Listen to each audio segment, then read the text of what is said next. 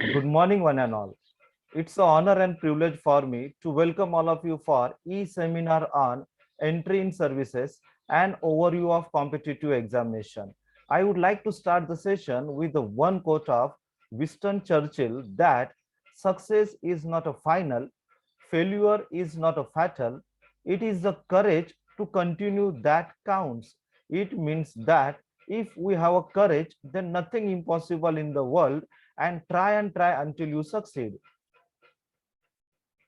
It gives me great pleasure and privilege to be here on this occasion of e-seminar on entry in services and overview of competitive examination is jointly organized by IQAC and Commerce Department of NSS College of Commerce and Economic, Tardev, Mumbai, in collaboration with the Royal IS Academy, Mumbai. On behalf of NSS College of Commerce and Economic, I, Dr. Dheeraj Joval, as a convener and IQAC coordinator, would like to welcome our respected dignitary, today's resource person, Dr. Vijay Pratap Shai, the pioneer of Royal IS Academy, our respected principal, ma'am, Dr. Shamim Sayyed from NSS College. Due to some prior commitment, madam could not join today. All my teaching, non-teaching, and student participant for e-seminar. Now, I would like to speak about the basic objective of the today's e-seminar on entry in services and overview of competitive examination, that participants should acquire the knowledge about competitive examination like MPSC, UPSC, and their pattern and the career perspective also. How many steps of IS examination? What are the strategy to tackle that examination? So today we have a resource person, Dr. Vijay sir, for the guidance session. And due to the some of the unavoidable circumstances, madam could not join us. Now it's an honor and privilege for me to introduce our today's resource person for e-seminar on entry in services and overview of competitive examination, Dr. Vijay Pratap Shai sir, the pioneer of Royal IS Academic. As far as educational qualification concerned, sir has completed PhD in sociology. He is a pioneer of Royal IS Academy. He has more than 15 years experience in teaching to UPSC aspirant in Delhi, Lucknow, Mumbai. He is also associated with the State Institute for Academic Career from last 5 years, which is running by the Maharashtra government. Even I would like to mention about the Royal IS Academy, an extraordinary institute for the IS examination with the passion to excel, with a dynamic teacher, with the unique fraternity of teaching, and students striving for every year pursuing towards a single goal to become IS, IPS, and other class officer in the government organization. So that today we have eminent as well as the versatile personality for the e-seminar. On behalf of all the participants, welcome you, sir. Without taking much of time, now may I like to invite Dr. Vijay Pratap Sai, sir, to enlighten the audience and start the session. Over to Vijay, sir. Hello, NSS College. Welcome, welcome to you all. May I know the students are from which stream? They are from BCom or कुछ अलग से भी है? They are graduate or first year, second year? Yes, maximum, sir, BCom. Yeah, BCom faculty. Maximum from? BCom commerce, plain commerce. I cannot. Hello. Yeah. Maximum from? BCom, sir. Hello, sir. Yeah, am I audible, sir? BCom plain commerce. Okay. Yeah, Okay. yeah. Yes. Okay. Hello, students. Okay, sir. Am I audible? Yes, sir, you are audible. Am I audible, sir? Yes, Yes. sir. Yeah. Okay. Welcome to.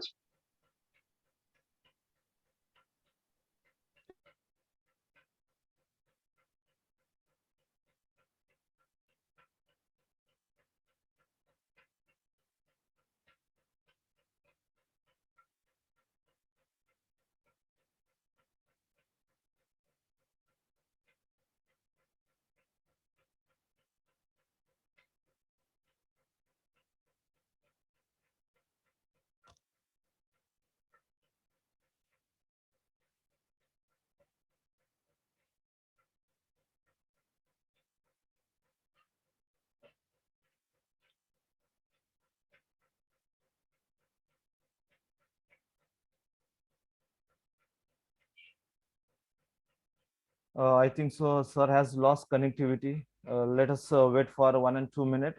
Therefore, I can pause the recording also. yesterday आप सभी के सामने देखा होगा, सभी ने news में कि यूपीएससी का रिजल्ट आया। तो यूपीएससी के रिजल्ट में पास आउट स्टूडेंट्स है। अभी बहुत सारे स्टूडेंट्स के मुझे फोन आ रहे थे कि सर जो हो गए तो वो तो बहुत अच्छा है, लेकिन जिनका नहीं हुआ फिर कल के रिजल्ट को देखकर उनके अंदर एक और जगह।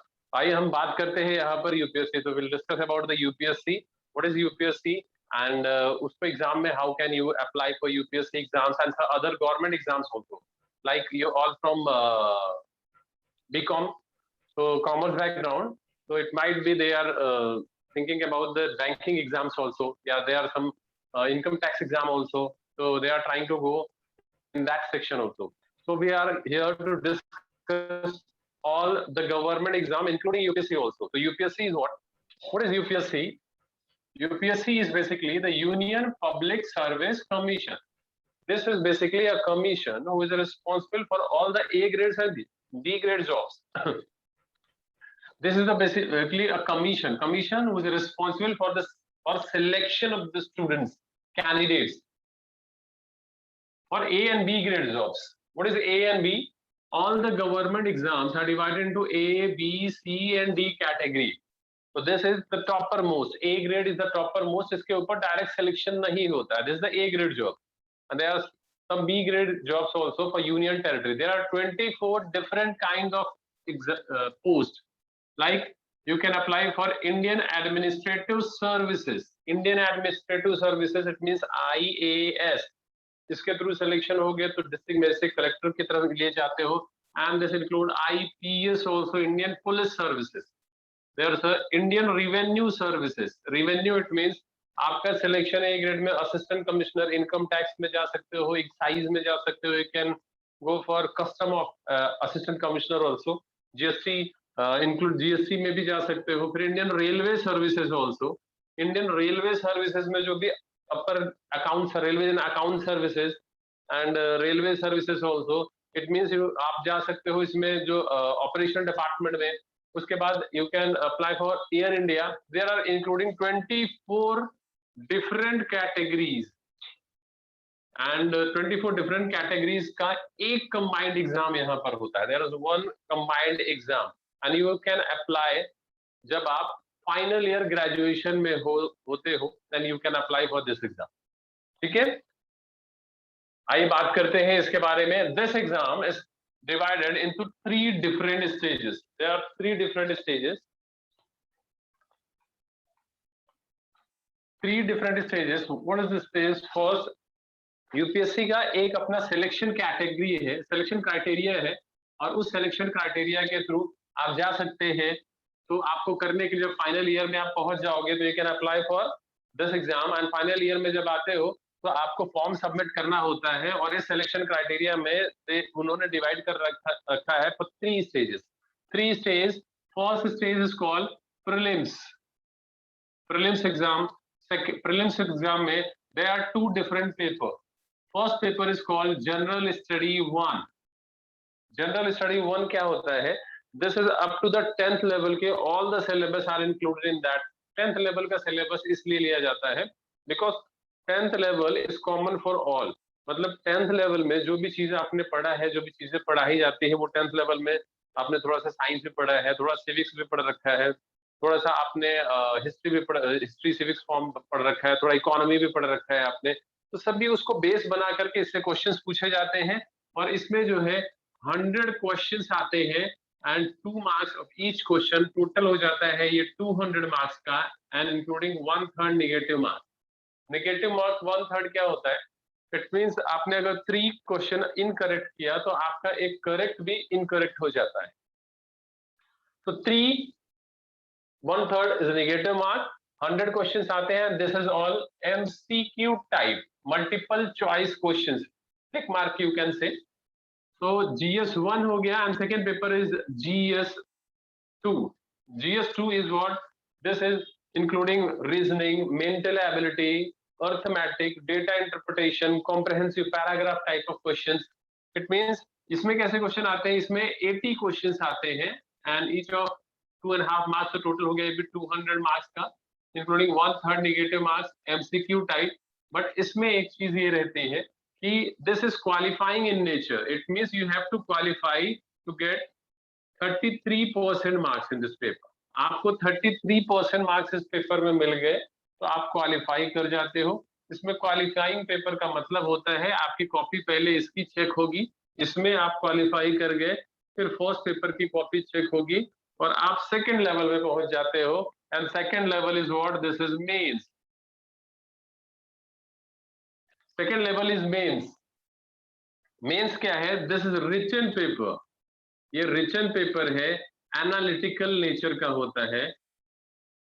दिस इज एनालिटिकल नेचर का होता है, ये रिटन पेपर है। इसमें कैसे क्वेश्चंस आते हैं? Here first paper is of that is language test.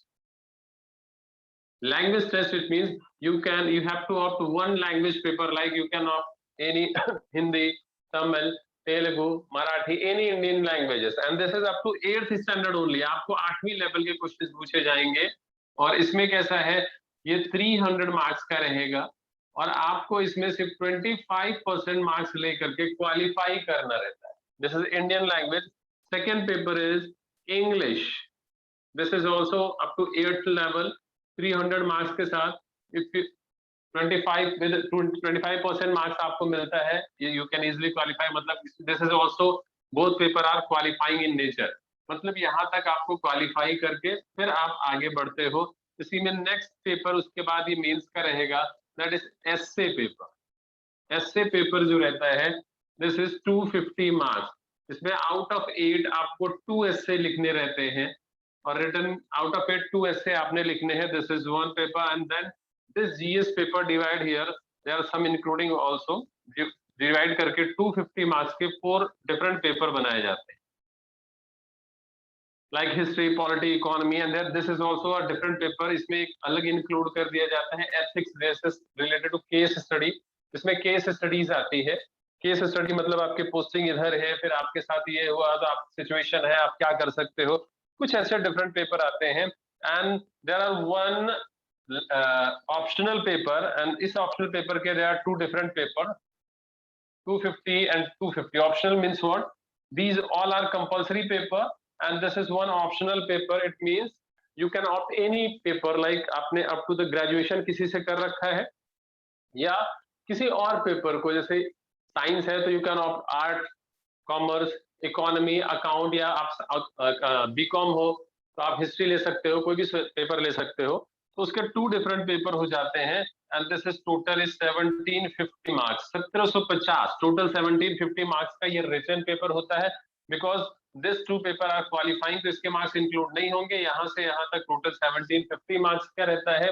उसके बाद आपका एक personal interview is 3rd level. इसको क्वालिफाई करते हो तो पर्सनल इंटरव्यू के लिए आते हो, दिस इज ऑफ 275 मार्क्स। यहाँ एक इंपॉर्टेंट चीज ये है कि personal interview is not qualifying in nature, it means आपको उसको क्वालिफाई नहीं करना है। रिटन पेपर, मेरे कहने का मतलब ये है कि इंटरव्यू में आप सभी को बाहर नहीं किया जा सकता। इसका मतलब ये नहीं है कि आपने इंटरव्यू दिया तो आपको सेलेक्ट कर लिया जाएगा। इसका मतलब ये होता है कि written paper is in your hand, 1750 marks आपके हाथ में है और 275 इंटरव्यू के पास है। If you get more marks in your written paper and minimum your interview, उसके बाद एग्रीगेट मार्क्स में आप पहुंचते हो तो आपको सिलेक्शन मिलता है। एग्रीगेट मार्क्स में आप अगर 40, 50, 45, 50% मार्क्स के साथ भी बहुत सिलेक्शन हो जाते हैं, 40% मार्क्स के थ्रू भी सिलेक्शन मिलते हैं। तो कहने का मतलब ये है, मेरे यहाँ बताने का मकसद ये है कि इंटरव्यू में बहुत सारे स्टूडेंट्स को ये क्वेश्चन आते हैं कि इंटरव्यू बहुत टफ रहता है, इंटरव्यू में हम डिस्क्वालीफाई हो जाते हैं, इंटरव्यूअर में पैसे चलते हैं या सोर्स लगाना पड़ता है या कहीं से कुछ करना पड़ता है। तो दीज ऑल आर र्यूमर्स, उनके पीछे मत भागना, क्योंकि दीज ऑल आर र्यूमर्स। कहीं भी इंटरव्यू में यहाँ पर नहीं फेल किया जा सकता। मेरा फ्रेंड है, हिज आईपीएस, उससे 17 क्वेश्चन पूछे गए थे और 17 में से उसने 16 का आंसर दिया, sir I don't have idea but now he is IPS. तो इसका मतलब सिंपल है कि उसने रिटर्न में अच्छे मार्क्स स्कोर कर लिए थे और इंटरव्यू में उसके कम भी मार्क्स आए, फिर भी वो टोटल एग्रीगेट में था और उसका सिलेक्शन हुआ। This exam is what, this is, आपको इनको कैसा लेना है, ये यूपीएससी का जो एग्जाम रहता है, इसमें ऐसा कुछ नहीं है कि बहुत ही पढ़ा लिखा स्टूडेंट या बहुत स्कोरिंग है या बहुत ही ज्यादा पढ़ने में बचपन से तेज रहा बच्चा वही इसमें आ सकता है, ऐसा बिल्कुल नहीं होता है। यहाँ बस ये ध्यान रखना है, यहाँ पर जो एग्जाम जो है वो पूरी आपकी स्क्रीनिंग हो जाती है। Like prelim is your knowledge test, mains is your analytical test and written is your personality test। तो आपकी पूरी स्क्रीनिंग हो जाती है और इसके थ्रू स्टूडेंट जो है, एक कैंडिडेट जो आता है जिसके अंदर पोटेंशियल है, जो एडमिनिस्ट्रेशन में जो अच्छी तरह से संभाल सकता है, उसको सेलेक्ट करना ही यूपीएससी का मेन मोटिव है। इसलिए इसने ऐसा क्राइटेरिया बना रखा है कि स्टूडेंट जो भी क्वालिफाई करके जाए, दे आर रियली कैपेबल। और कैपेबिलिटी आपकी मार्क्स नहीं बताते, मतलब आपने ग्रेजुएशन में क्या मार्क्स लिया है, 10th में क्या मार्क्स लिया है और 12th में क्या मार्क्स आए हैं, इसका मतलब ये नहीं होता कि आप कैपेबल नहीं है, क्योंकि there is no minimum marks are requirement to apply UPSC exam. मतलब आपके ग्रेजुएशन में कितने भी मार्क्स हैं तब भी आप एग्जाम को अप्लाई कर सकते हो, लेकिन इसमें क्या करते हो, दिस इज वेरी इंपॉर्टेंट। इसमें क्या करके लेके आते हो, दिस इज इम्पोर्टेंट। तो आपके मार्क्स आपको ये डिसाइड नहीं करते कि आप किस लायक हो, कैसे जाओगे, किस तरह से बनते हो, वो डिसाइड नहीं करते। इंपॉर्टेंट ये है कि आप कैसे पढ़ा है आपने, किस तरह से करते हो, एनालिटिकल है, आप क्या सोच रखते हो, कैसा रखते हो, आपके दिमाग खुला रहता है कि नहीं, आप में जो अवेयरनेस जो हमारे उसमें हो रहा है। कल ही आपने देखा होगा, मैं न्यूज देख रहा था, एक सोशल इशू, सॉरी, कभी यूएन में हमारी मीटिंग हो रही थी, वहां पे अगर आप सभी ने न्यूज देखा हो तो उसमें जो हमारे यहाँ जो डिप्लोमेट जा करके जिसने बहुत सारी चीजें, जो पाकिस्तान और उसके ऊपर बहस हो रही थी, उसने जो बोला, तो वो कितनी एज रही होगी। मतलब आपको इस एग्जाम के थ्रू एक मौका मिल सकता है कि आप जा करके इंडिया को रिप्रेजेंट करोगे दूसरे कंट्री में जाकर। ये एग्जाम एक ऐसा है जो पोटेंशियल है इसके अंदर कि if you are coming from any background, आप हो सकता है कि आप, ऐसा नहीं हो सकता कि आप हायर क्लास के स्टूडेंट से इसमें आते हो जिनके पास बहुत पैसे हो, पैसा नहीं है। आप किसी छोटे से विलेज से भी आते हो या आपके पास पैसे नहीं है। बहुत से ऐसे बच्चे हैं जिसको देखा होगा आपने, कुछ दिन पहले मैंने देखा कि शू पॉलिश करने वाला बच्चा आईएएस बन गया। तो अलग अलग स्ट्रीम से किसी से भी आए, बस आपके अंदर पोटेंशियल है, कुछ करने का जज्बा है, आगे बढ़ने का जज्बा है, आप जा सकते हो इस एग्जाम में पार्टिसिपेट करके सेलेक्ट हो सकते हो। समझ समझ में आया? तो दिस इज द एग्जाम। अब हम बात करते हैं, यहाँ पर बहुत से स्टूडेंट के मन में ये भी डाउट रहता होगा कि वो कैसे करे, क्या जाए, किस तरह से करें, और अगर यूपीएससी ही क्या एक फाइनल है, अगर यूपीएससी में नहीं हुआ तो हम क्या करेंगे। There are various very uncertainty लोगों के दिमाग में ये चलता रहता है, खासतौर से मुंबई जैसे सिचुएशन में जहां प्राइवेट एम्प्लॉयमेंट के बहुत सारे सोर्सेस हैं।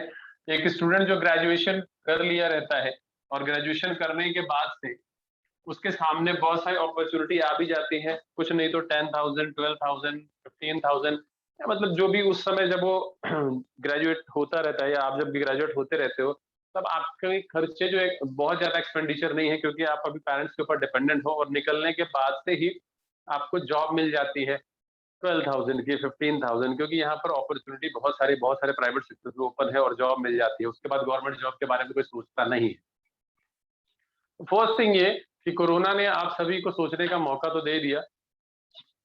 आपने देखा होगा कि बहुत सारी जगहों पे बहुत सारे ऐसे स्टूडेंट, बहुत सारे लोग थे जो अच्छे अच्छे मुकाम पे पहुंच गए थे और उस कोरोना ने उन्हें धराशायी करके जमीन में ला दिया। या फिर प्राइवेट बहुत सारे लोगों की जो एम्प्लॉयमेंट है वो चली गई, लेकिन गवर्नमेंट जॉब्स इज व्हाट, ये आपके लाइफ के जो 3 इंपॉर्टेंट मोटिव हैं उसको ये फुलफिल करता है। फर्स्ट हम बात करें, आपको इकोनॉमिकल स्टेबिलिटी की हम बात करते हैं अगर, तो यूपीएससी के थ्रू जो अगर आप जाते हो तो आपको जो 7 पे कमीशन अप्लाई है, आपके पास जो इकोनॉमिकल स्टेबिलिटी, मतलब जो पैसे आपको मिलते हैं, जो पेमेंट आपके मिलते हैं, वो आपके लाइफ की सारी चीजों को, जो भी आपने सोच रखा है, कभी मैं ये करूंगा या बंगले में रहूंगा या गाड़ी से घूमूंगा या ये चीजें होंगी, वो सारी चीजें फुलफिल, आपके पास पावर होगी, तो ये सारी चीजें फुलफिल करती है।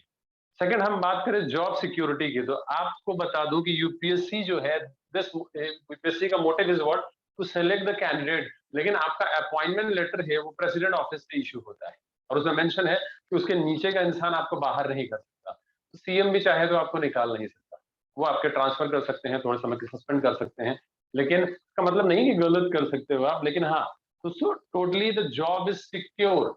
So you have economical stability, you have job security, and उसके बाद आपको जो चीजें मिलती है, आपको जो प्लेटफॉर्म मिलता है, वो पावर्स मिलती है जिस चीज में आपकी लाइफ में अगर कुछ सोचा होगा आपने, क्योंकि हमारा जब जन्म होता है, जब हमारे लाइफ में हम आते हैं इस दुनिया में, तो बचपन से एजुकेशन लेने का हमारे लाइफ में सिर्फ एक मोटिव है, एक अच्छी सी जॉब मिल जाएगी, और जॉब मिलने के बाद जब हमको जॉब मिल जाती है, हम को लगता है हम सेटल हो गए, और हमारे लाइफ का जो पूरा जो दायरा है वो सिर्फ थोड़े में सीमित हो जाता है कि हम शादी हो जाएगी, पहला मोटिव शादी हो गई, उसके बाद बच्चे हो जाएंगे, फिर उनको पढ़ा करके एक वो बनाना, सिर्फ इतना ही इतनी ही हमारी दुनिया रहती है और इतनी ही दूर हमारी सोच रहती है। लेकिन जो उससे बियॉन्ड सोचना चाहते हैं, अपने सोसाइटी से अपने से हटके सोसाइटी के बारे में अगर जो सोचना चाहते हैं, सोसाइटी के लिए कुछ करना चाहते हैं, तो ये सबसे बड़ा प्लेटफॉर्म है और सबसे अच्छा प्लेटफॉर्म है, जिसमें कुछ और नहीं करना है, सिर्फ आपने जो अभी तक करा है, यानी पढ़ाई जो करी है, बस एक छोटे सा अलग तरीके से उसको इंश्योर करना है, सिक्योर करना है, और आपको प्लेटफॉर्म मिल जाता है। नहीं तो हमारी लाइफ जो है सिर्फ इसी स्ट्रगल में निकल जाती है कि सुबह निकलते हैं, फिर आज कितना कमाना है, हमारे इस महीने का टारगेट कितना है, इस महीने में कंपनी ने इतने का टारगेट दिया है, इसको फुलफिल करना है, ऐसा करना है, ये करना है, सिर्फ पैसे कमाना है, और उससे स्ट्रगल करके फीस भरना भी हमारे लिए एक बड़ा स्ट्रगल बच्चों के लिए हो जाएगा आगे आगे चल के, और ये सारे स्ट्रगल में ही हम फंसे रहते हैं। लेकिन ये एक ऐसा प्लेटफॉर्म है कि वो आप ये कह सकते हैं कि वो सारे स्ट्रगल आपके खत्म हो जाते हैं। जब वो स्ट्रगल खत्म हो जाता है, तो उससे बियॉन्ड सोचने की बात आती है, तब सोसाइटी को करने का जो प्लेटफॉर्म है ना, जो सोसाइटी के लिए अगर करना चाहते हो, या एक ऐसी जगह पे जहां आप सोचो कि किसी के लिए कुछ करना है, तो आपके हेल्प के लिए आपके इम्प्लीमेंट करने की पावर आती है, गवर्नमेंट आपको हेल्प करती है, आप मतलब आपके पास इम्प्लीमेंटेशन पावर आती है, you can implement, you can apply, you can ensure the welfare of the people, आप इंश्योर कर सकते हो, आप जा सकते हो, ये वो प्लेटफॉर्म है, ये वो देता है। दूसरी बात हम करते हैं यहाँ पर कि देयर आर वेरी अनसर्टेनिटी। अगर बहुत से बच्चे जब आते हैं तो सर हम यूपीएससी कर तो रहे हैं, लेकिन अगर यूपीएससी के लिए आ रहे हैं तो हमारे को ऐसा हो सकता है कि सर अगर नहीं हुआ तो फिर क्या करेंगे, ग्रेजुएशन किया हमने 2 साल प्रिपरेशन की, मेरे पड़ोस का एक अंकल है, उनसे मैं पूछने गया, तो अंकल ने कहा कि यार मत कर, क्योंकि खासतौर से मुंबई में आसपास यहाँ पे और भी होता है कि मत कर बेटा, क्योंकि अगर तू करेगा ना तो ये हो सकता है मेरे पहचान का, मेरे चाचा के ताया का लड़का का ये जो ऐसा है, उसने 10 साल 5 साल प्रिपरेशन किया और उसके बाद बेचारा कुछ कहीं का नहीं रहा। ये अनसर्टेनिटी पहले मैं दूर कर देता हूँ कि these all are rumours. Preparation करने के लिए नहीं करो यार, अगर सही से करना है आपके लाइफ में, आप सभी जो भी यहाँ बैठे होंगे स्टूडेंट, सबको ये मालूम होगा कि जब एग्जामिनेशन हॉल में जब आप बैठे रहते हो और एग्जामिनेशन हॉल से जब बाहर निकलते हो, अगर कोई आपसे पूछता है कि क्या हुआ तेरा, कैसा एग्जाम गया, तो आपको ये मालूम है, दूसरों से कुछ भी बोल दो कि यार नहीं हुआ, किस्मत खराब थी, नहीं जो पढ़ा आया या उधर से आया, लेकिन आपका दिल जानता होगा कि आपने जो किया वो आपको मिला। तो झूठ दूसरों से बोल रहे हो, लेकिन अपने से झूठ मत बोलो। जिस चीज में तुम अगर लगते हो, यानी जिस चीज में आपका दिल और दिमाग एक साथ रहता है, अगर ऑनेस्टी से पढ़ाई करोगे तो जरूर सेलेक्ट होते हो। और दूसरी हम बात करते हैं अनसर्टेनिटी की। देखो सबसे पहले मैं बता देता हूँ अनसर्टेनिटी दिमाग में जो आपके है उसको दूर करता हूँ। देखो यूपीएससी की प्रिपरेशन अब अगर करते हो तो यूपीएससी इज व्हाट, यूपीएससी का you can say this is the ticket from Churchgate to Virar, this is like this. तो जैसे यूपीएस, बिकॉज यूपीएससी का जो सिलेबस है it is very close to other government exams होते। कैसे? यूपीएससी की अगर आपने प्रिपरेशन की तो मैंने अभी आपको जो डिटेल बताया वो 24 डिफरेंट कैटेगरी के जॉब्स के बारे में बताया। आईएएस है, आईपीएस है, इंडियन फॉरेन सर्विसेज है, इंडियन पुलिस सर्विसेज है, इसमें आप दे सकते हो। उसके अलावा यूपीएससी और बहुत से डिफरेंट एग्जाम कंडक्ट कराती है, like CPF, CAPF, central police force, this is IPS level job. ये कैसा होता है आपने देखा होगा, CISF, central industrial security forces होते हैं, सीआरपीएफ पैरामिलिट्री फोर्सेस हैं, सीमा सुरक्षा बल, एसएसबी, इन सब में जाने के लिए बीएसएफ बॉर्डर सिक्योरिटी फोर्सेस, यहाँ से recruitment IPS level A grade की होती है। इसमें एक एग्जाम होता है, थोड़ा physical and interview and you can qualify. तो एक ये एग्जाम है। उसके बाद होता है असिस्टेंट कमिश्नर प्रोविडेंट फंड, इसमें खासतौर से बीकॉम के बहुत सारे बच्चे हैं तो लेबर लॉ थोड़ा पढ़ना रहता है, पूरा सिलेबस यही है। उसके बाद you can apply for this exam also, provident fund assistant commissioner. This is different exam and you can apply for, अगर कोई साइंस का बच्चा रहता है तो फॉरेस्ट सर्विसेज में भी जा सकता है, या बीकॉम का है तो डिफरेंट वो होता है। उसके अलावा अगर आर्मी में कोई जाना चाहता है तो कंबाइंड डिफेंस सर्विस, इसके थ्रू ए ग्रेड आर्मी में यू कैन सेलेक्ट, आप जा सकते हो, ये प्रिपरेशन हो जाती है, इसकी प्रिपरेशन कर सकते हो। And next is state PSC, State Public Service Commission. This is like जैसे every state has own commissions. Like the Union Public Service Commission is for central government. 50% admin job is from here and 50% from here. It means जैसे Maharashtra has own commission, Maharashtra Public Service Commission. This is MPSC. Rajasthan has commission, Rajasthan Public Service Commission, RPSC. Uttar Pradesh has Public Commission, Uttar Pradesh Public Service Commission. MP has Madhya Pradesh Public Service Commission, Gujarat Public Service Commission. And you all are eligible to participate in any state. उसमें कौन से job आते हैं? उसमें आते हैं A and B grade including jobs like यहाँ पे DM है तो SDM है, SP है तो DYSP, group of exam. उसके अलावा GST इंस्पेक्टर के जॉब आते हैं। उसके अलावा आप जा सकते हो मंत्रालय में असिस्टेंट ग्रेड इन मंत्रालय। एंड उसके अलावा और भी आपको जाना है तो जैसे आपके कॉमर्स के लिए डिफरेंट आता है, फिर उसके बाद आपके कॉमर्स के लिए रिक्रूटमेंट जो आपको आएगी वो आपको प्लानिंग डिपार्टमेंट में आप जा सकते हो, उसके लिए अलग से कॉमर्स के स्टूडेंट ही जा सकते हैं। ऐसे ग्रुप ऑफ एग्जाम इधर और मिलते हैं। और PSI के लिए जाना चाहते हो, पुलिस सब इंस्पेक्टर, वो जा सकते हैं आप यहाँ से। इसके अलावा आपने जाना है, you can apply for staff selection commission. This is inspector level job in GST central government, फिर income tax, excise, custom, intelligence bureau and other से डिफरेंट एग्जाम्स ऑल्सो। उसके अलावा अगर आप अप्लाई कर सकते हो तो आप you can apply for railway recruitment board है। उसके अलावा एवरी स्टेट के रेलवे अलग होते हैं, you can apply for this also. You can apply for banking exam also. Banking exam, it means you can apply for provisional officer or clerical grade job. There are two different, SBI है वो अपने exam अलग conduct करती है, IBPS group of banks के exams है वो अलग कंडक्ट कराती है, and you can apply for this group of banks also. मेरे बताने का मोटिव यहाँ पर इतने सारे जॉब्स ये है कि अगर आपके पास 52 संडे पड़ते हैं तो अगर आप 52 डिफरेंट एग्जाम में पार्टिसिपेट करते हो, नहीं तो 40 एग्जाम में पार्टिसिपेट अगर करते हो एक साल के अंदर डिफरेंट, कहीं ना कहीं तो आप जाते हो, किसी न किसी जगह तो आपका सिलेक्शन होता है, कहीं तो सेलेक्ट हो जाते हो। तो जो दिमाग में अनसर्टेनिटी है वो खत्म है, कुछ भी ऐसी नहीं है। उसके अलावा यूपीएससी में अगर आपने इस 24 कैटेगरी में इंटरव्यू दे दिया है तो इंटरव्यू के बाद किसी न किसी गवर्नमेंट जॉब में आपको जरूर शामिल करा जाता है, ये अभी रूल बना है। तो ये जो जॉब है, ये जो आपके दिमाग में है कि देयर इज डिफरेंट, बहुत सारी अनसर्टेनिटी है, ऐसा कुछ भी इसमें नहीं होता है। और दूसरा, कुछ लोग के दिमाग में एक और मैं चीज जो है वो दूर करना चाहूंगा कि this is very tough exam. Yes, really, it is a very tough exam. UPSC is a very toughest in the world माना जाता है, but not in that sense कि इसका curriculum is very tough.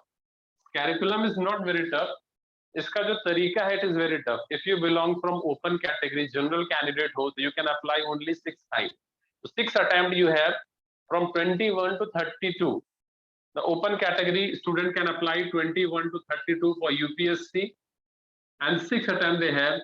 And if you belongs to OBC, so OBC candidate 21 to 35 they have 9 attempts, and 21 to 37 SC/ST candidate and unlimited attempt. SC/ST candidate. So attempt are very limited, and if you go from prelims, mains and interview और यहाँ total में आप नहीं select हुए, you have to start from prelims. So this is tough. ये मुश्किल है कि हम वहां तक जाके फिर से हमें prelims शुरू करना है, but the curriculum is up to the 10th level only. वो बेस बना करके उससे रिलेटेड जनरल अवेयरनेस के क्वेश्चंस पूछे जाते हैं, जनरल स्टडी जिसे हम कहते हैं। तो this is little bit, you can से, is vast, it's not very vast, the syllabus is only this, but हमारा थॉट प्रोसेस थोड़ा ज्यादा सोचता है, ऐसा कुछ है नहीं। तो अगर आप जाते हो तो this is not very tough. Tough कैसे होता है? देखो, लाइफ में टफ और इजी जैसी कोई चीज नहीं होती। You all are from BCom background, तो अगर मैं आपसे यहाँ पर बायोलॉजी पूछने लगूं तो दिस इज टफ, तो आपके लिए मुश्किल हो जाएगा। कहने का मतलब ये है कि जिस चीज के बारे में हमको पता नहीं है, अगर उस चीज के बारे में हमसे क्वेश्चन पूछे जाए तो हमारे लिए मुश्किल हो जाता है। बट अगर हम पढ़े हैं सही से और हमने जो चीज किया है वही चीजें हमसे आ रही हैं, वो चीज हम जानते हैं, तो हमारे लिए मुश्किल नहीं, आसान होता है। तो tough and easy is not a this kind of thing. Tough कैसे होता है, हम सभी इंडियंस का कैसा है कि हम इंडियंस ऐसे होते हैं कि जो इजी चीज भी है उसको हम टफ बना करके ही उसे पाने की कोशिश करते हैं। आपने सभी ने स्टोरी सुनी होगी वो कछुए की और खरगोश की। कछुआ और खरगोश यानी कि जो रैबिट एंड टॉर्टोइस की जो स्टोरी है, उस स्टोरी में जो विनर है वो विनर होता है कौन? सभी जानते हैं कि उसमें विनर जो है वो टॉर्टोइस रहता है, कछुआ।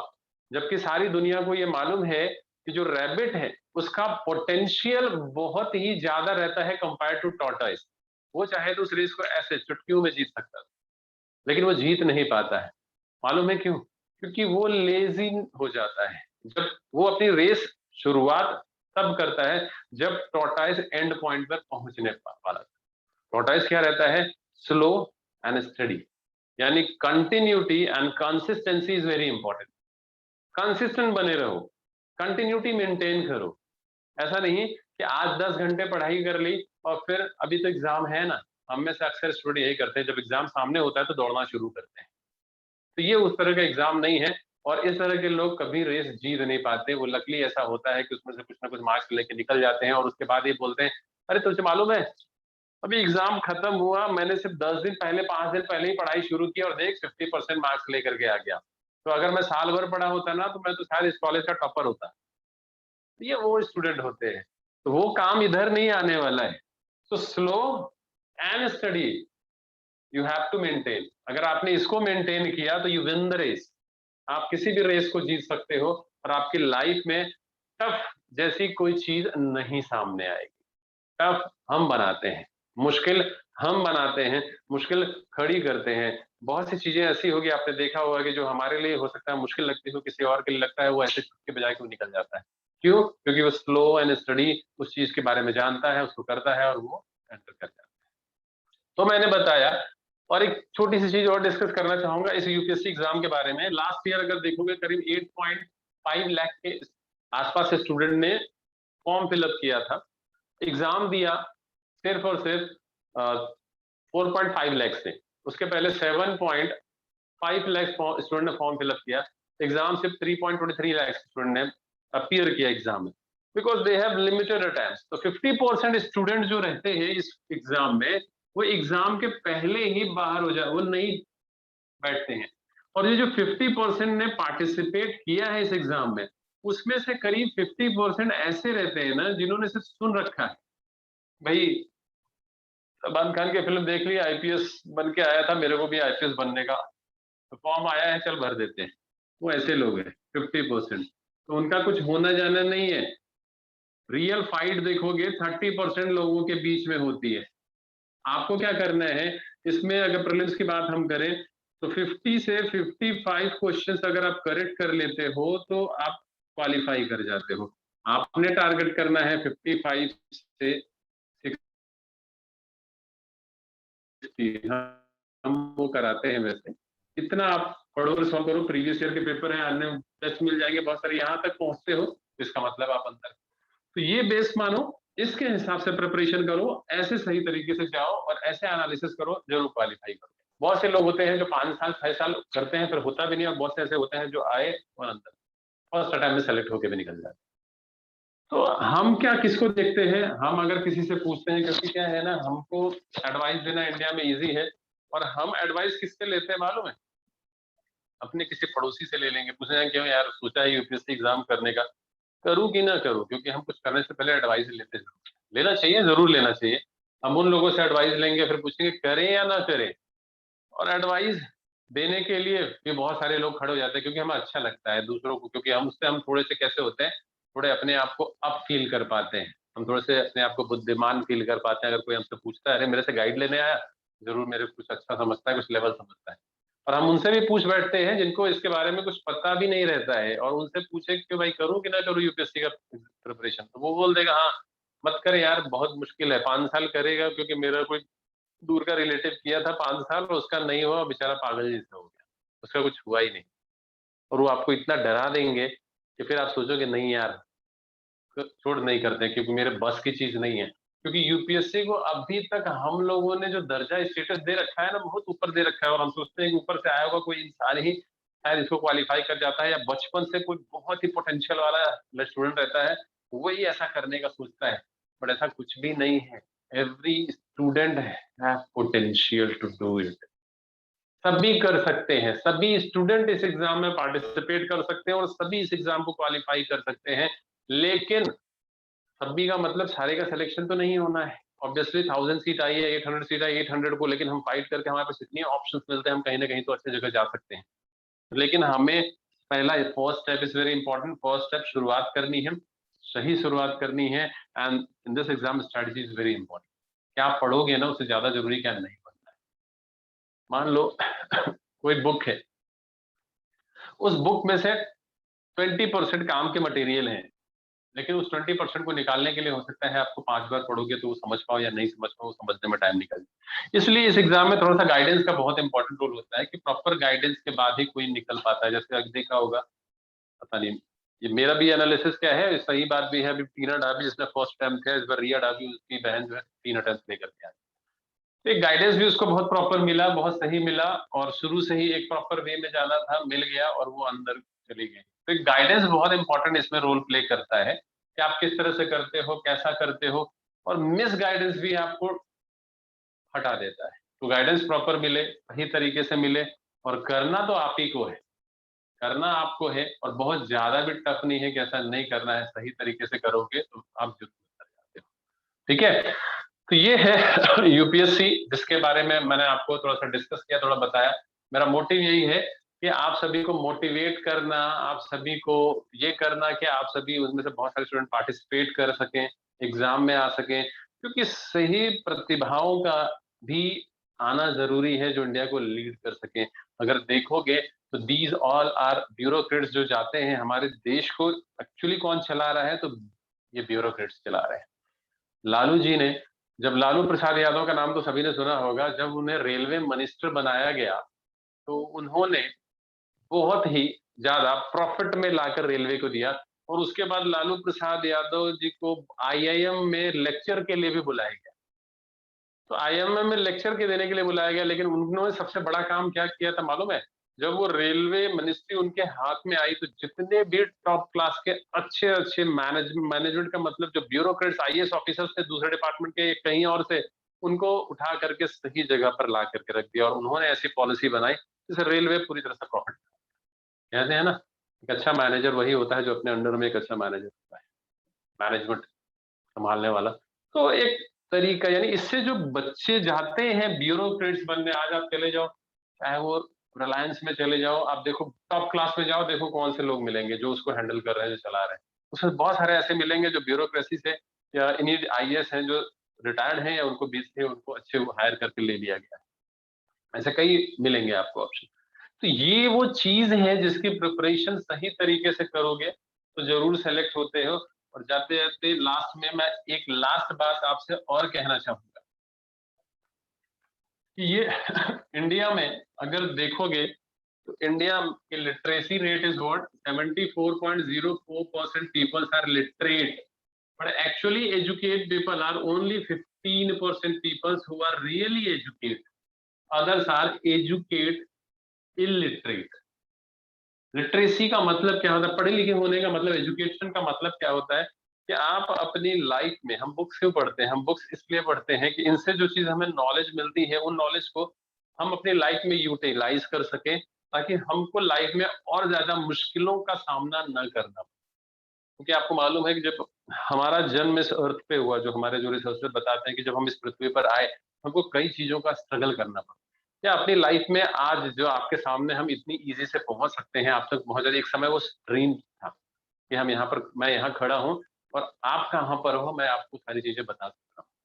तो हम जब आए स्ट्रगल में, तो उनमें तब हमारे हमारे पास पहले कल्चर नहीं था, यानी कि हमारे पास लैंग्वेज भी नहीं था, हम एक दूसरे को समझा नहीं सकते थे। धीरे धीरे हमने लैंग्वेज सीखा, फिर कल्चर सीखा, और कल्चर में हमने लिखना पढ़ना सीखा, मतलब हमने लिखना, लिपि जिसे कहते हैं, इंग्लिश, हिंदी, जो भी डिफरेंट लैंग्वेजेस, वो लैंग्वेजेस क्या है कि जो भी हमने एक्सपीरियंस किया, उस एक्सपीरियंस को हम एक जगह पर लिपिबद्ध यानी कि एक जगह पर राइट करके लिख सकते थे। और उससे क्या होता था कि हमारे आने वाली जनरेशन उस चीज को पढ़ के समझ जाती थी कि यहाँ जाने पे ये प्रॉब्लम आ सकती है, ऐसा हम करेंगे तो हम सही जगह से सही सफल होंगे, यस हमें सरवाइव करना इजी हो जाएगा। तो this is actually the knowledge. और आज के इस एनवायरनमेंट में हम इतने डेवलप कर चुके हैं कि उस डेवलपमेंट में एक्चुअली एजुकेशन का मतलब ये है कि ये एजुकेशन जो आप पढ़ रहे हो हमारी लाइफ में आगे काम आ सके। तो ये यूपीएससी का जो पैटर्न है ये आपको इस कैटेगरी में शामिल करता है, एजुकेट बनाता है, लिटरेट नहीं एजुकेट बनाता है कि लाइफ में कुछ भी करोगे वो अच्छा करोगे। इवन तुमने घास भी काटा ना तो तुम्हारे जैसा कोई नहीं काटेगा। ये वो प्लेटफॉर्म है। तो your career is actually the 100% secure if you prepare for UPSC, but सही तरीके से, ऐसे नहीं कि सिर्फ प्रिपरेशन के लिए करते हो। अगर करते हो तो जरूर सेलेक्ट होते हैं। तो चलो यही तक था आज का यूपीएससी। अब आपका टाइम है क्वेश्चन, अगर आपके मन में कोई डाउट है, if you have any doubt you can ask for any exam. If you have doubt you can ask. Yes, thank you, sir, for the wonderful presentation. You also covered all the information. Yes, I would like to change the setting also. Yes, participant, if you are having any doubt, any query, you can unmute yourself and you can ask the question to the resource person. Participant, अगर कुछ doubt होगा, yes, Kalpesh, if you are having any doubt, any query, you can ask to the resource person. Before that, I would like to ask the one question, sir. Vijay, sir.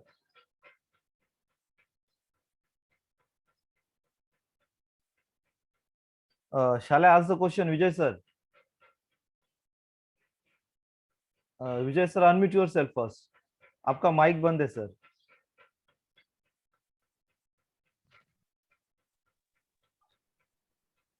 Yes, yes. Am I audible? Yes, sir, you are audible. Sir, I would like to ask the one question. First of all, I would like to thank Yes. you for your presentation and motivation to my student. Yes, sir, yes. मैंने ये सुना था, as compared to the west part of the country, western part of the country, Okay. south side, the north side, these are the student at the schooling level. They have thought about उनका career set होता है. They want to become IAS, MPSC, what kind of the government examination, and they have prepared side by side school education. ये सुना था, is it correct or wrong? मैं बताना चाहूंगा क्योंकि मैं दिल्ली में भी पढ़ाता हूँ, तो and I belongs to north side also. मैं आपको एक चीज बता देता हूँ कि अब जो आपका क्वेश्चन है कि सर साउथ या नॉर्थ में ऐसे स्टूडेंट आते हैं जो आईएएस बन जाते हैं, सर ऐसा बिल्कुल नहीं रहता। अभी इस बार का टॉपर बिहार से था, लास्ट टाइम का राजस्थान से था, नहीं राजस्थान का, आई थिंक के पहले राजस्थान से, महाराष्ट्र से भी हमारे यहाँ से लास्ट ईयर सिलेक्शन भी था सर। उसमें 7 बच्चे थे, एक हमारे यहाँ से सिलेक्शन महाराष्ट्र में हुआ। तो लेकिन सर होता कैसा है ना कि जैसे ये Mumbai, they have lots of option for private job. जैसे ही बच्चा ग्रेजुएट होता है, ग्रेजुएशन के बाद उसको प्राइवेट जॉब्स के ऐसे ऑप्शन ढेर सारे मिल जाते हैं, और उस ऑप्शन में क्या होता है कि 12,000 15,000 से वो बच्चा ज्वाइन कर लेता है। और फिर लेकिन उसको जब 10 साल में और बर्डन आना होता है तब उसमें समझ में आता है कि private job is very uncertainty, ये अलग एक उसका बैड इम्पैक्ट है। लेकिन इजिली जॉब उसको मिल जाता है, अपॉर्चुनिटी मिल जाती है। बट अगर आप नॉर्थ के साइड में जाओगे, अभी अपॉर्चुनिटीज काफी आने भी लग गई प्राइवेट की, बट उतनी अभी नहीं आई है। हम साउथ के कुछ रीजन्स में जाएंगे, स्ट्रगल ज्यादा है, और इसीलिए वहां पर बच्चा जो है एक बार जरूर ट्राई करता है कोई यूपीएससी या इन सब एग्जाम्स के लिए। Government exams they have the opportunity, government exams उनको मिलता है क्योंकि इसमें उसका जाना ही मोटिव हो जाता है, क्योंकि और कोई ऑप्शन नहीं मिलता। और उसके बाद जैसे आपकी सोच है सर, वैसे ही वहां के लोगों की भी थोड़ी सी सोच हो जाती है कि हम आते आए हैं इस फील्ड से, ऑप्शन दूसरे हमारे पास नहीं है, और इसका बेनिफिट उन लोगों ने ऑलरेडी देख रखा है। उसके जो और बहुत सारे लोग हैं वो सिलेबस भी देख रखा होता है, तो उनके लिए गाइडेंस भी मिल जाता है आसानी से, और वो उसमें गो थ्रू हो जाते हैं, चले जाते हैं, और इजीली एंट्री, उनको इजीली नहीं कह सकते, मतलब उनको एंट्री का रास्ता मिल जाता है। जबकि यहाँ पर जो बैकग्राउंड है वो प्राइवेट्स का बहुत ज्यादा है, इजीली एंट्री मिल जाती है, पैसे भी आने लगते हैं, और एक लाइफ में क्या होता है सेटिस्फेक्शन कि सैटरडे संडे एंजॉय करना है, एंड 5 डेज मिल जाते हैं, लाइफ उसी में हो गया, खुश हो जाते हैं, नहीं जाते उसके लिए। बस यही जो कल्चर कहते हैं, वहां का एक कल्चर ऐसा इसकी वजह से डेवलप हुआ क्योंकि उनके पास अपॉर्चुनिटीज की थोड़ी कमी थी। प्राइवेट अपॉर्चुनिटी नहीं थी, और इसके पीछे मैं सीधा बोलूंगा सर, तो mainly government and policies are very responsible for that. They don't have की नेचुरल रिसोर्सेज नहीं है, बट पॉलिसी बहुत गलत रही, कई बार ऐसा रहा जिसकी वजह से गवर्नमेंट ने एफर्ट नहीं किया, प्राइवेट को एंट्री नहीं दी, बट उनके पास गवर्नमेंट के ही ऑप्शन थे, इसीलिए वो भागते चले गए। लेकिन अभी देखेंगे महाराष्ट्र में भी बहुत सारे बच्चे, जैसे मुंबई साइड बच्चे इंटरेस्टेड होंगे। इवन इवन दो मैं आपको बताऊं, मैं यहाँ मुंबई में हूँ, हमें ऐसे मोटिवेशनल लेक्चर लेने पड़ते हैं। दिल्ली में आप जाओगे, ऐसा मोटिवेशनल कोई लेक्चर नहीं मिलता। Yes sir. वहाँ हमें कैसा रहता है, वहाँ हम जब जाते हैं तो एक साथ 1500 बच्चे, 1000 1500 बच्चे एक साथ बैठ के पढ़ते हैं, 6 प्रोजेक्टर लगे हुए हैं। तो और उनके पास कैसा है कि ऐसा उनको कोई नहीं कहता है कि बेटा पढ़ो, बल्कि अगर तुम्हें पढ़ना है पढ़ो, नहीं पढ़ना है तुम जाओ। लेकिन यहाँ पे कैसा है कि हमें मोटिवेट करते रहना पड़ता है, क्योंकि उनके पास एक ऑप्शन खुला है, सर नहीं करोगे तो ये है ना, प्राइवेट जॉब मेरे 25,000 की पड़ी हुई है, 35,000 की पड़ी है। उनको लगता है कि पहले इसको पकड़ लूं, कहीं इसमें नहीं हुआ तो क्या हुआ। वहां पर एक बच्चा बहुत गरीब कम्युनिटी से भी आता है, वो अपने पैसे, फार्मर्स का बच्चा है, खेत अपने बेच करके भी, यहाँ की फीस सर अगर कंपेयर करेंगे तो 3 टाइम्स वहां पे ज्यादा है दिल्ली में। ऐसा नहीं कि इकोनॉमिकल वो है, लेकिन बच्चा खेत बेच करके भी उसके अंदर ये रहता है कि मैं प्रिपरेशन करूंगा तो मैं सेलेक्ट हो जाऊंगा, क्योंकि मेरे पास और कोई ऑप्शन अभी नहीं है, तो मुझे करना ही है, जाना ही है, क्योंकि उसने देखा भी और ये ऑप्शन है। यहाँ पर कैसा है कि बच्चे के पास कोई दिक्कत नहीं है, घर पे अच्छा खाने को मिल रहा है, उसके पास एक जॉब ऑप्शंस है ही, वो ट्राई नहीं करते। लेकिन अगर ये महाराष्ट्र के इंटीरियर में आप चले जाओ सर, पूना, औरंगाबाद के उधर और उधर जाएंगे, तो वहां से बहुत सारे बच्चे, हमारे यहाँ लास्ट ईयर सिलेक्शन में 17 के बच्चा था जिसका सिलेक्शन हुआ। तो ऐसे कई है जो अलग अलग जगहों से भी जाते हैं, लेकिन वो ट्राई, वहां पे ज्यादा महाराष्ट्र के इंटीरियर मिलेंगे, मुंबई में फिर भी कम मिले, क्योंकि होते हुए भी नहीं हो पाता एंड डिमांड कम है, बच्चे करना नहीं चाहते, तो सिर्फ एक उसकी है बात, और कोई दिक्कत नहीं है। न सर एजुकेशन लेवल यहाँ अच्छा है, एजुकेशन बढ़िया है, एजुकेशन में कोई डिफरेंस नहीं, अपॉर्चुनिटी भी है, लेकिन करने की चाह नहीं, विलिंगनेस नहीं है। विलिंगनेस नहीं है, वो करना नहीं चाहते क्योंकि उनके पास ऑप्शंस हैं, इसकी वजह से, और कोई डिफरेंस नहीं। ठीक है sir. Yes, sir. Thank you, sir. One of the student asked the question, Pranali, UPSC MCQ question should we have what year book you read this year or last year? यानी general knowledge के लिए sir कौन से साल तक कहाँ तक पढ़ना चाहिए, लेटेस्ट पढ़ना चाहिए या last 5 to 6 years general knowledge?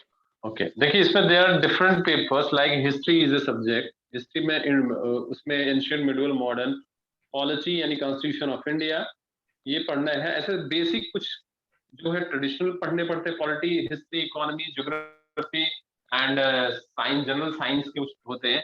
And current affairs is a different segment. Current affairs it means you can से 1 ईयर बेसिकली, बस कुछ सालों से 1-2 साल पीछे के भी बैकग्राउंड के क्वेश्चन पूछे जाने लगे हैं। 1 से 2 साल का जो करंट अफेयर्स है बेसिकली, दिस इज इम्पोर्टेंट, वो हमें पढ़ना रहता है।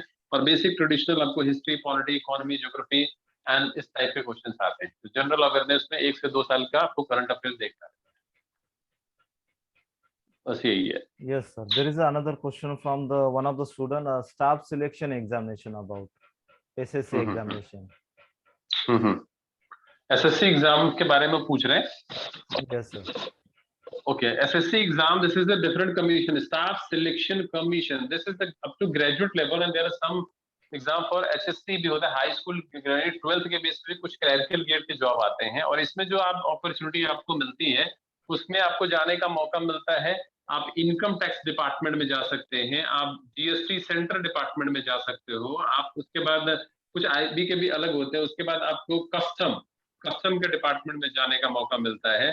फिर आपको इसी तरह से सीएजी का डिपार्टमेंट होता है, ऑडिट एंड अकाउंट सर्विसेज के डिपार्टमेंट में भी आपको जाने का मौका ऑडिटर के तौर पर मिलता है। ऐसे डिफरेंट ऑडिटर के पोस्ट अलग आती है जिसमें इंटरव्यू भी नहीं होता।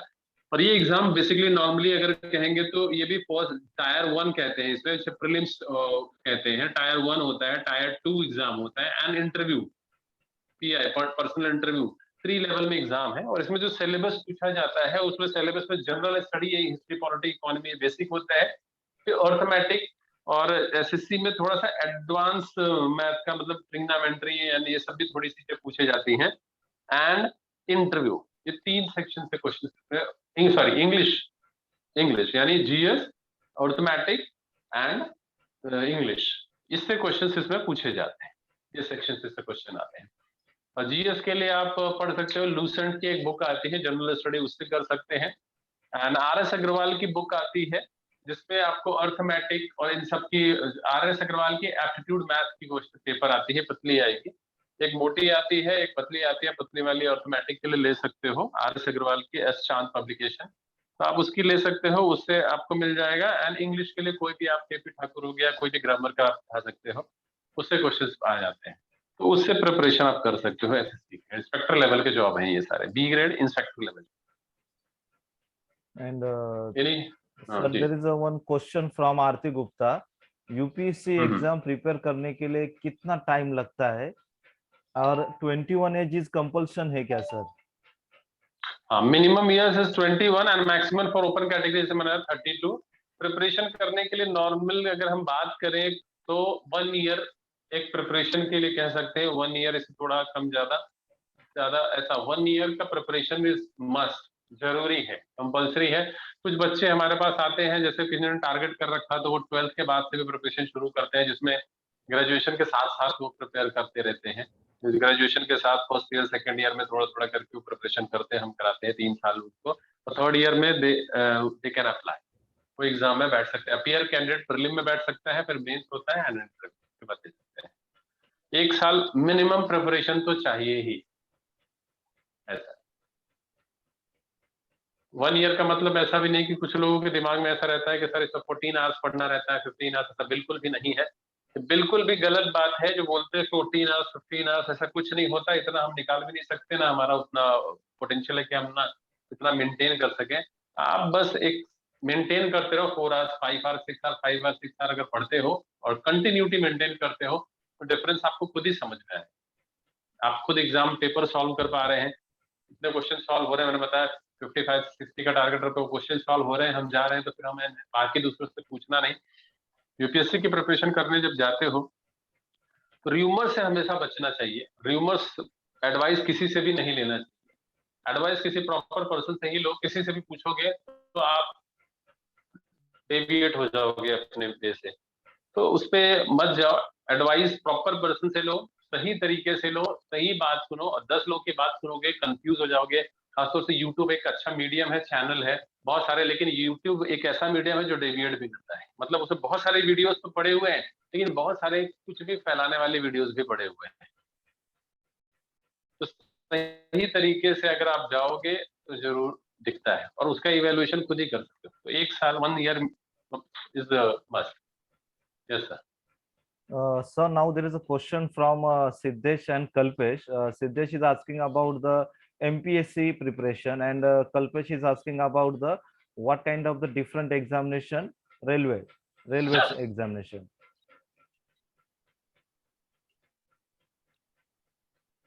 देखिए एफबीएससी की preparation Maharashtra public service commission UPSC करते हो तो हो जाता है, and syllabus is very close, उसमें भी सेम प्रीलिम्स का एग्जाम रहेगा। प्रीलिम्स में there are 2 paper, GS one and GS two, same as the UPSC prelims, बस उसमें नेगेटिव मार्किंग 1/4 होती है, यूपीएससी में 1/3 है, वहां पे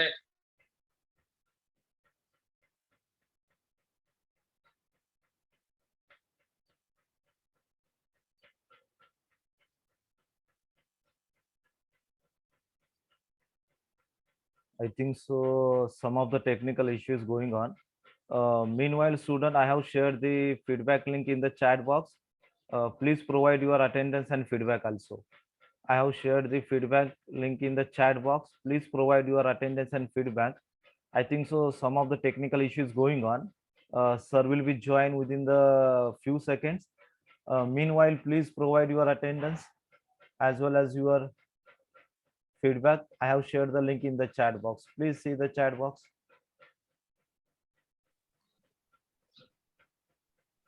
hello, Yes, sir. Yes, sir. Yes, sir. You are audible. Am I Sir. Audible sir? Yes, sir. Audible, sir. मैं MPSC का बता रहा था, MPSC Maharashtra public service commission, इससे प्रीलिम्स एग्जाम सेम होता है, there are 2 different paper and one with 1/4 negative marking, वही GS one and GS two. Okay, GS one and GS two. Hello, yes, hello, Yes, sir. Yes, sir. You are audible, sir. You can speak, sir. So GS2 mains paper. Okay. Means there are two paper, language and Marathi and English paper and Marathi and English, and both are 100 and 100 marks.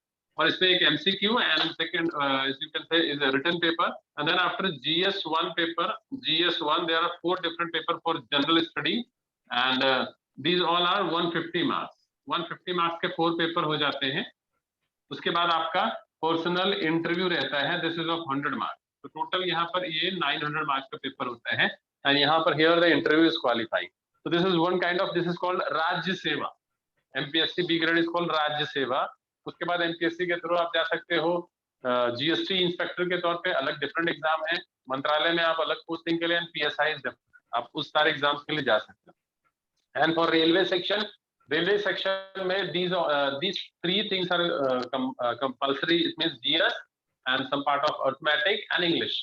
उसमें आप जा सकते हो. You can apply for assistant station master, you can apply for goods guard, you can apply for TC, ticket collector, and you can apply for train clerk, you can apply for commercial apprentice. ऐसे बहुत सारे different post आती है जिनके लिए आप अलग अलग अप्लाई कर सकते हो. और एक बात और बताना चाहूँ आप सभी स्टूडेंट्स के लिए, अगर सबसे इम्पोर्टेंट चीज होती है कि बच्चों को ये पता नहीं चल पाता कि कौन सा फॉर्म कब आया हुआ है, कैसे प्रिपरेशन है.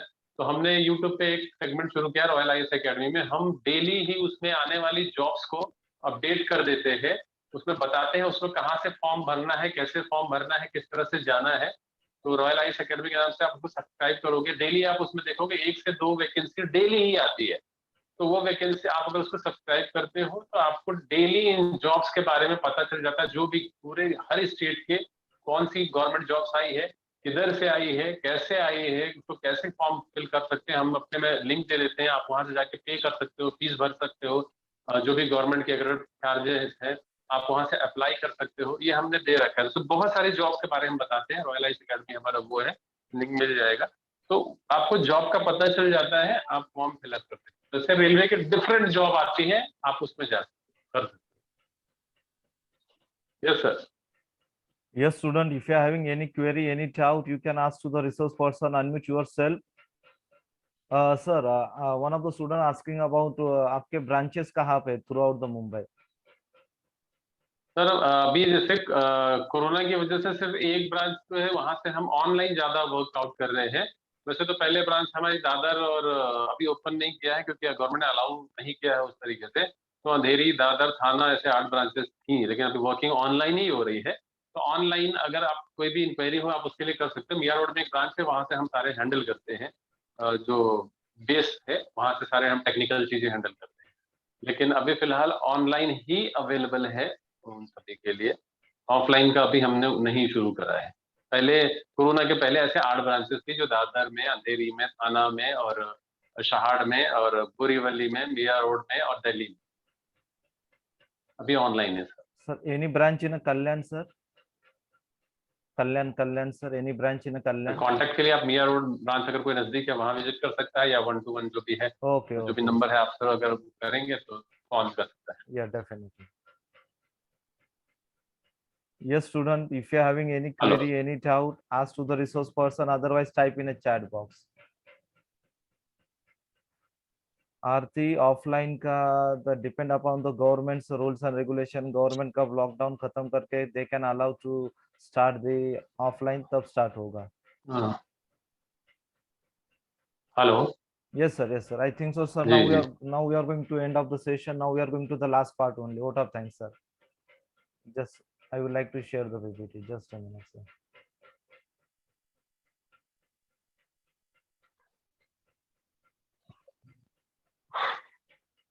Yeah, once more, good morning to one and all. It gives me great pleasure and privilege to be here, propose a vote of thanks for the occasion of e-seminar on entering services and overview of competitive examination. First of all, I would like to express my special thanks and gratitude to the Vijay sir for sparing his valuable time from the busy schedule and shared his expertise, knowledge and thought with us.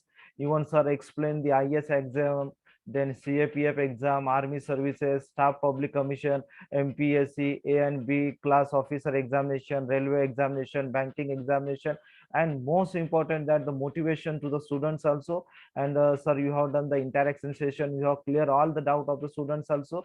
Thank you very much, sir. I would like to thank your management, Dr. Jaideep Mirashi sir, Pratibha Mirashi madam, for their support and cooperation. I express my deep sense of gratitude and thank to the principal ma'am, Dr. Shamim Sayyed from NSS College for given this opportunity. I would like to thank you, Neha ma'am from the Royal IS Academy for her support and cooperation. My special thanks to all my student participants for sparing their valuable time with us. Thanks a lot. Even I would like to mention, I have shared the feedback come attendance links in the chat box. Yes, my dear students, all of you, please fill the your feedback and provide your attendance also. Yes, thank you all of you.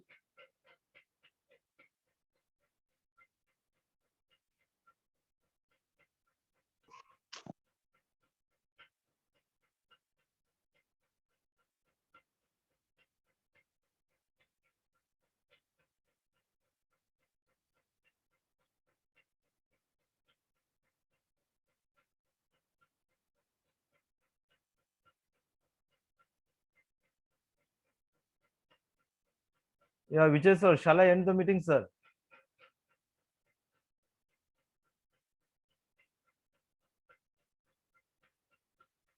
Vijay sir, shall I end the meeting, sir? Yes, sir. Yes, sir. Thank you. Okay, sir. Thank you, sir. Thank you very much, sir. Once more, thanks a lot. And I can share your all the contact details and your Royal IS academic details to all my the students. Thanks a lot, sir. Okay, even thank you all the Okay. Okay. participants. Thank a lot for your precious listening. Thanks a lot. And it's a request to all my participants, please provide your attendance come feedback. I have shared the link in the chat box. Please provide your attendance come and feedback. Even also, I would like to share once more time. Those who are students are still remaining, please provide your attendance and feedback for the session. I have shared in the chat box.